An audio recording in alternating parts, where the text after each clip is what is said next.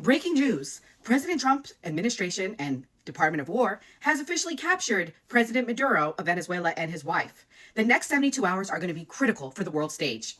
If the United States succeeds in imposing control over Venezuela, and by extension over the world's largest proven oil reserves, it will mark a shift in global power. Such a move would be about restoring democracy, protecting human rights, but more about reasserting strategic dominance over energy, trade routes, and regional alignment. Señor Trump, why you wanna bomb my ass, señor Trump? Por favor.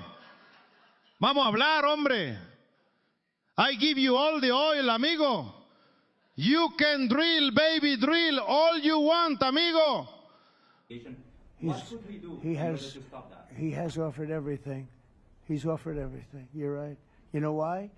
Because he doesn't want to fuck around with the United States. Thank you, everybody. Thank you. Thus, in turn, moving Iran to the top of the United States' strategic priorities.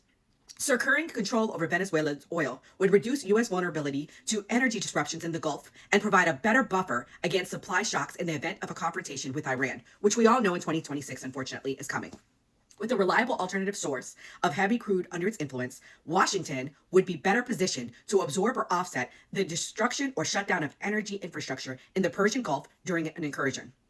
This would lower the economic cost of escalation and make military pressure against Iran more politically and economically manageable.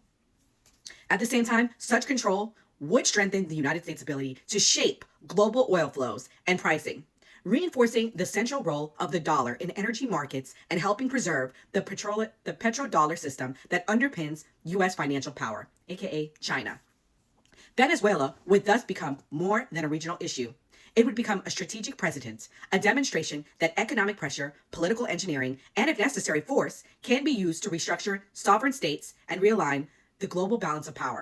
However, guys, on the flip side, if the United States becomes entangled in Venezuela and faces sustained resistance, the economic shifts dramatically. A prolonged crisis would drain political capital, stretch military and economic resources, and weaken Washington's capacity to project power elsewhere, including and not limited to the Middle East. This would also complicate Israeli strategic planning, which is closely tied to U.S. regional leverage. What happens in Venezuela will not stay in Latin America. This is going to shape the future of energy control, the limits of American power, and the direction of geopolitical confrontation far beyond Caracas. God bless America and God bless our troops.